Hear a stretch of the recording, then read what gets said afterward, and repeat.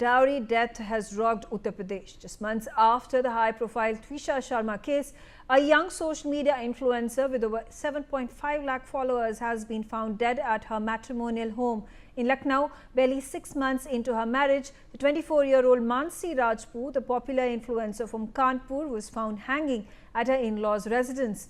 Her family has alleged it was cold-blooded murder over dowry demands staged to look like suicide. Mani had married Sagar Rajput in 2024. According to the FIR that was filed by her family, they had already given 7 lakh rupees in cash, gifts and household items during the wedding. Yet her in-laws allegedly continued to harass her for more, specifically demanding a car. NewsX has visited and spoken to the family members of the victim. Listen in. DCP Kamlesh Dixit हमारे साथ मौजूद हैं। Sir, Shahadatganj में social media influencer पति पत्नी, अचानक पत्नी की मौत होती है। पूरे मामले को मध्य प्रदेश की तरह देखा जा रहा है कि त्रिशा शर्मा जैसी घटना हो गई है। क्या कहेंगे, अभी इनिशियल फाइंडिंग्स क्या आई हैं सर? कानपुर निवासी सुनील वर्मा द्वारा शहादतगंज थाने में एक तहरीर दी गई कि उनकी भतीजी की शादी सागर राजपूत नाम के लड़के के साथ हुई थी 2024 में, जहां उसके ससुराली जनों द्वारा उसके लिए दहेज के लिए उत्पीड़न किया था और कार की डिमांड की जाती थी और 30/5 को उसकी हत्या कर दी गई है। इस सूचना के आधार पर तत्काल FIR लॉन्च किया गया।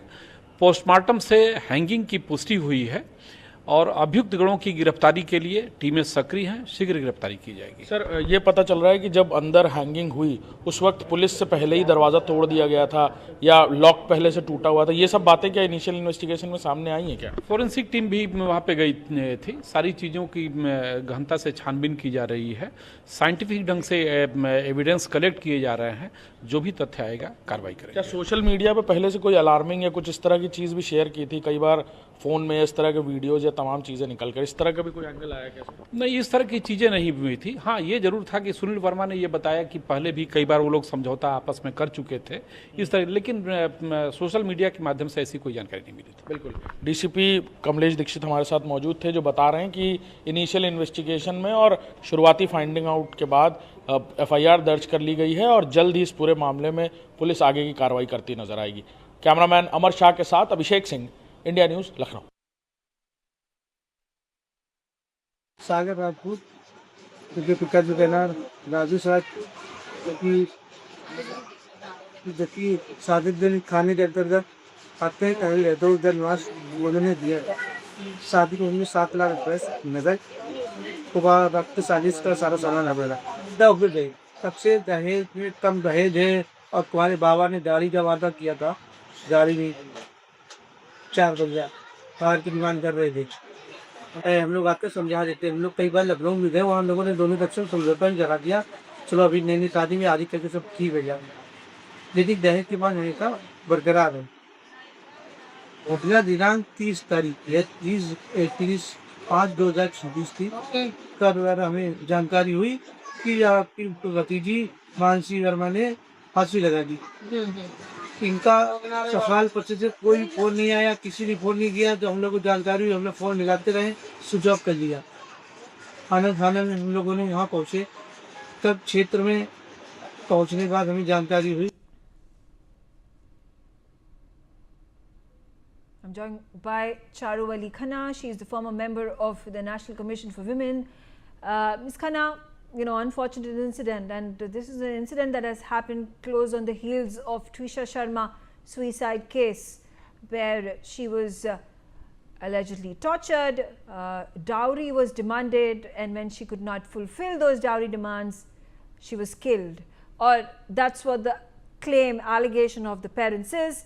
The parents have made an allegation in both the cases that it was made to look like suicide when it was actually a cold-blooded murder.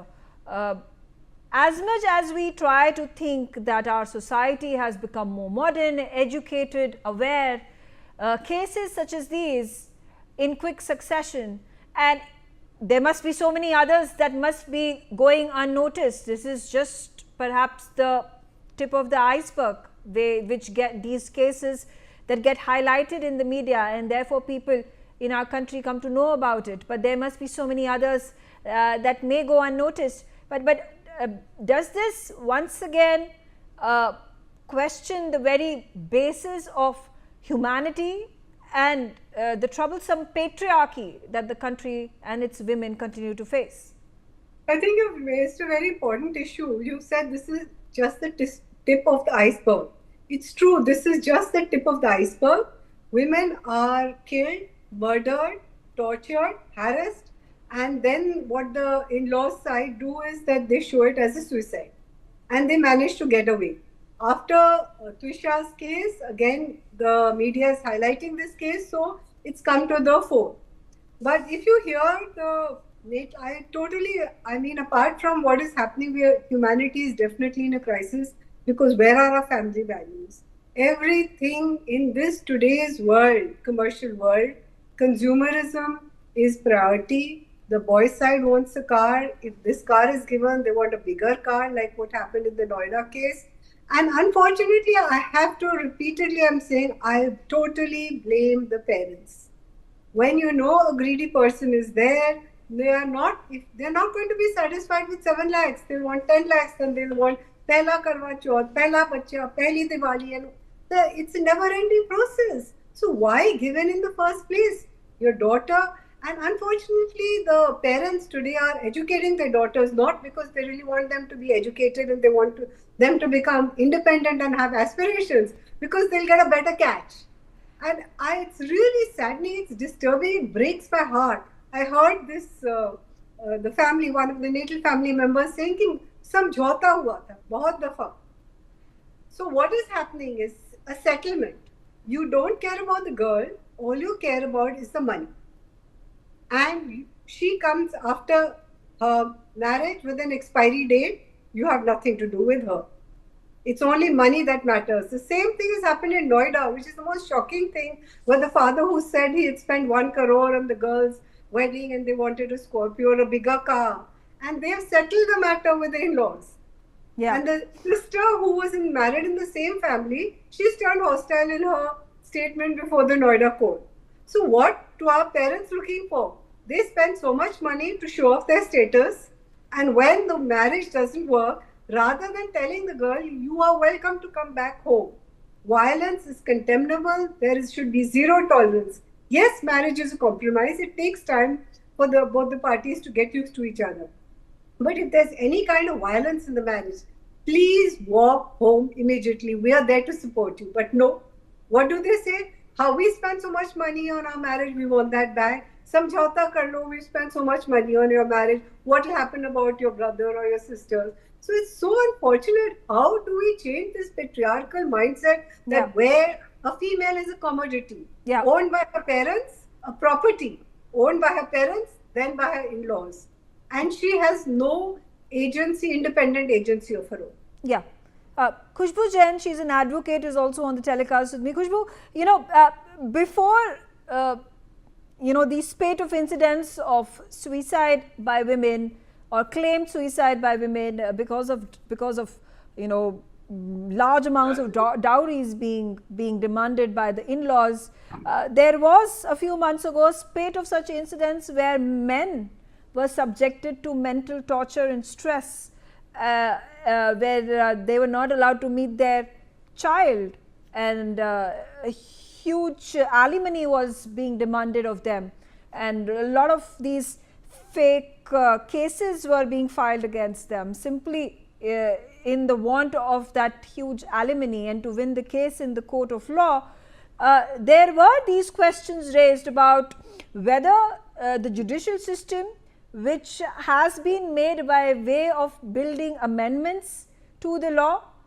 to be sympathetic to the cause of the women, was not being fair to the men in the country who may be facing these false charges as well. But in a situation such as this, is it not more than fair to have these laws that will favor the women? Because for every single case where a man is being harassed, there are 100 others where women are facing such victimhood. See, if you look into the cases with respect to dowry death, yes, it is necessarily, if you see, these are women-centric, because our reality is that it is women-centric.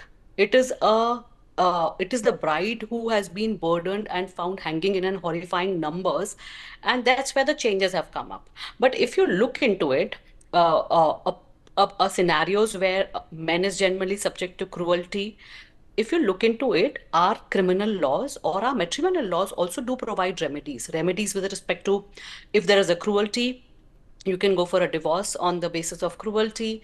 If there is others, there are a lot of victim centric, which is laws which are for all the genders without diluting it to the hard won protections to the women. They are not specific to that. And if you talk about the second area of yours, which was specifically on the part that if there is a false case which is being filed by women just to harass, and all these cases when it comes to misuse of provisions which are provided for women, which is filing for dowry, filing for other things as a combination, abuse and dowry together, while you're filing for divorce, so that, or not even filing for a divorce, filing for a restoration of conjugal rights, and along with those two or three matters along with it, so as you can get a better alimony. I think there have been judgments by the Supreme Court on this as well, that if you're filing a false case, there has been a recent judgment as well on this, where Supreme Court has taken that filing of a frivolous case is something which is which is wrong. But at the same time, if you look into it, these laws were made looking into the numbers that we see, that how women are being subject to these kind of cruelty that has been happening. And also the patriarchy part, which my earlier user was talking about, also clearly puts across that how the society has been and how women have been victim to not even have a voice in the house. So laws were made, but the laws were not made to an extent that those laws will sit on your dining table. Women need to speak, and for that is where these laws were protected and made in a manner so that women feel comfortable. Right. Now, every law that is being made, there can be instances where two or three misuse happens, but that doesn't mean that you negate the entire law or the purpose Yeah. of the law. I think there has to be a better way of investigation when these kind of complaints come, to understand whether it is frivolous or it is not frivolous, but not make use of it by saying that it is frivolous, because if you look into the numbers, the genuine numbers are much higher. And I'll tell you, genuine numbers do not even come. They are still scared to come out because of the society pressure, because of the stigma that is around, when it comes to women wanting to be independent or wanting to fight, and what parents and what their name in the society and shame will come. So those women do not even come out. The numbers that we Yeah. see today are very, very, very small compared to the women that go through all these kind of cruelty in their houses. Yeah. What's also interesting in this case, where this girl Mani Rajput has died because it's a dowry death, and let me bring in Rekha Shukla, who's a women's rights activist, is that she was a 24-year-old girl. She was a popular influencer. She had a fan following of some 7.5 lakh followers. So so this girl was technology savvy. She definitely had a career as a social media influencer by the number of followers that she had on her Instagram or Facebook or wherever it is that she was catering to her audiences. And still it is ironical that she was being pressured, harassed, tortured to bring in that dowry from her parents to satisfy the greed of her in-laws.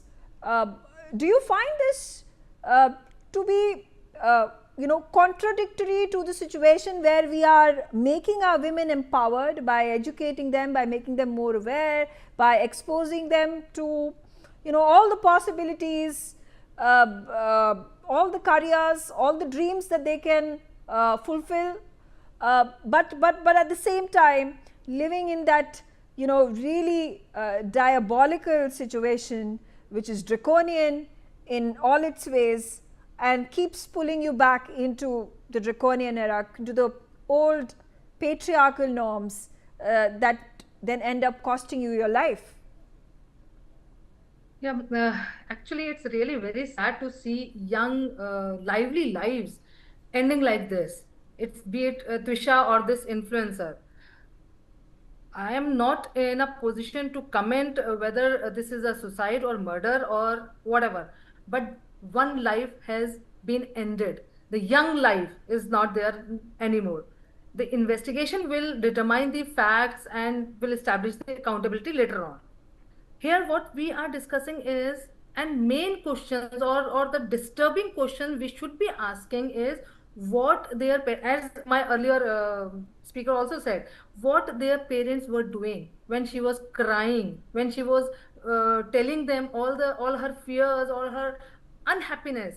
Why there is always a way for the parents ki samjhauta wala way. Why they have to tell their daughters to be there in that uncomfortable, violent, very unsecure marriage? Why we have not made our daughters so independent, emotionally independent? We have made them financially independent. We have made them, they are very good with other things. Why we are not been able to make them emotionally strong? Why we as parents we are failing to ask our daughter to come out from that marriage, to come out without thinking, without giving a second thought? That means of course not draconian era for those who have pushed her to that limit, but for the parents of this young girl also. Why not we ask them what they were doing when she was sending them messages? Same with Trisha, she was sending messages to her parents, and they are there, they are coming to do the settlement, but they are not there to take their daughters away from that violent situation. Yeah. So whether it's been a suicide or a murder or whatever, that will be settled later on. But I really feel sad that young girls are not emotionally strong. They don't have that trust in their parental house, in their parents, that they can come back without thinking twice. Why? We need to make our girls, if they are financially strong, if they are independent, if they are going out. This girl is an influencer, but then too she don't have the courage to tell the world that she is facing this problem. Yeah.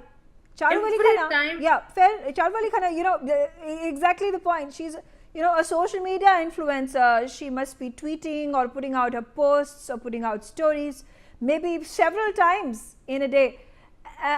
You think there could have been courage that the parents could have shown in her for her to be able to tell her story to her 7.5 lakh fans, her followers? And you think that could have made a difference? And forget about the parents. Even if the parents were not supportive, you think the girl could have had self-belief to be able to fight her in-laws, these patriarchal norms, that she could speak to the people in the world and garner support for herself, or even reach out to the law and order agencies to safeguard herself? See, there are two issues which you're talking about. One, what my previous speaker says, that why aren't we making the girls emotionally strong? It's not the girl. You have, firstly, in India, parents have this booth of marriage. Marry, marry, marry, marry. I mean, they have to get the girl married at whatever cost. And they educate her, not that she becomes educated, like I'm repeating myself, that she has dreams and aspirations. They educate her so they can get a good match for her. A good, what you call a good catch. So the question is that the parents need to be educated. The parents need to be told that keep your house open and don't go. Your daughter's life is at stake, but they don't care. And there's no way you can teach them. This generation has to go. It's only the new generation which will think differently. Now, the second issue is about the girl herself, since she was successful in her own right. And she was an influencer. But if she was an influencer, that doesn't mean that she was earning so much money. I mean, can you walk out of a marriage to walk out of a home, even maybe her parents' home, to walk out of a home without any backup and to be on the street requires tremendous willpower and iron strength, which most women don't have, and you cannot expect them to have. I mean, we're living in a society, we keep talking about sanskar, and we keep talking about family values. You need a family support. And when something like this happens, something horrendous like this, you're being tortured, you're being harassed, violence, subjected to violence, you kind of get isolated. You start fearing yourself. You lose confidence in yourself. Like that in the Twisha's case, the girl, her friend, she said we met her in the park and the husband was jogging and overhearing their conversation, but she was so scared to open up. And if this girl had opened up, if she was a bit, let's say, assuming she was a very strong girl, and she had opened up and put it online, whatever was happening to her, you can imagine how hell would have broken loose. The first thing her parents would have disowned her. Say, how dare you, hamare daag laga diya and all that kind of, put our honor at stake. Honor is more important than the girl's life in India. Unfortunately, in a particular class of society, honor is more important, and who is the harbinger of honor? Honor is what the girl does. If your son is an alcoholic, that doesn't matter. Your honor is not at stake. But if your daughter does something, then your honor is destroyed. Okay. All right. Khushbu, what all can be done by the society, by the government? I know there are so many schemes that are launched by the government to educate the girl child, to give them jobs, to make them more self-sustained, to build entrepreneurs out of women. But how do we change? These are all financial tools that will allow women to be empowered. But when it comes to having a support system, and if your family is not the support system, can there be a way to build a support system of your own? Because now that you are educated, now that you know the right from wrong, now that you are financially independent as well, you can look after yourself. Even if you were to break away from your in-laws, will these the support system through these tools help you make a more informed decision for your life, for your betterment, for your future? Okay, so let's start with the 3 points over here. The first can be the legal point of view. Coming as a lawyer, there has to be a time-bound investigation, number one. Second, there has to be a fast-track court, which is still there. But if you'll see, it doesn't do what it has to do. It is there on the papers. It's not there in the reality. There has to be a proper investigation. The investigation in a timely manner, and the charge sheet has to be filed in a timely manner. That's number one, because, despite being law, despite dowry being, criminalized, it's been 60 years that it's criminalized. It just has changed the hands the way dowry has been given, and it's still continuing. If such kind of suspicion come, I think this deterrent has to come so that every family, every person who thinks of stepping this side realizes that there is something, a law which is there, not just, 40 years, 50 years of dates to dates, but there would be an instant punishment. That can be number one solution. The number two, not just number one, but combination of it. The second has to be the societal point of view. When I'm saying society, we need families to publicly commit to a dowry-free marriages, number one. They need to treat, now I want to repeat this, they need to treat cruelty as an immediate red flag, and not just as an, it's okay, let there be an adjustment. As women, you need to adjust. Not every family can be okay. This adjustment part cannot be an adjustment. A cruelty is a cruelty. It cannot be termed as an adjustment for women that, okay, you need to adjust or you need to be emotionally strong. No, it cannot be. A cruelty is a cruelty. It is an immediate red flag, and action has to be taken. Now, the third is the economic and mental health perspective. Now, we need to make sure, the way we do it for men, for boys in our house, that every girl who's been born should also be taught in the same manner that you need to be financially capable. The literacy has to convert into a financial part also. They need to ensure that they have assets and savings in their own name. We need to normalize this aspect of it, whether you want to work tomorrow, don't want to work, what kind of family you do it, but that financial stability. I'm not saying education. I'm not saying that you are earning. That financial independence and stability come when you have a control over it. That's very important. That cannot be just the solution, but that's very important because it can bring in another step.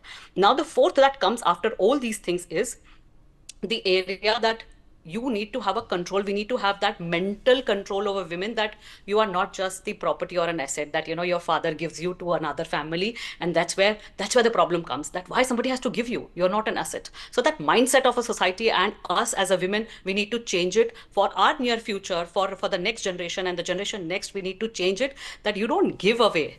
It's Yeah. a combination, two people come together. So from there, if we change the mindset, nobody has to come back. You need to have that emotional support. And I think my earlier two panelists spoke very well on terms of how parents need to change it and, you know, give more space to their women and accommodate their daughters, rather than just saying that adjust and we have gone away because what society will think. I think that mindset, the whole parents need to change it. And I think it's a combination of everything. You can't just have the law or implementation of the law. It has to be change in the society, change in the parents' mindset, change in the women, change in the economic stability or independence of a women, not just working, the independence of having your own money, your own house. And that has to be Yeah. taught right from the start when you're born. That's a mindset change which society has to bring in. And I think Okay. it's combination of everything, how we can fight against this. Okay, all right. I'm out of time. I thank all of you for joining me on the telecast and sharing your views. On that note, I slip into a short break. Thanks for watching.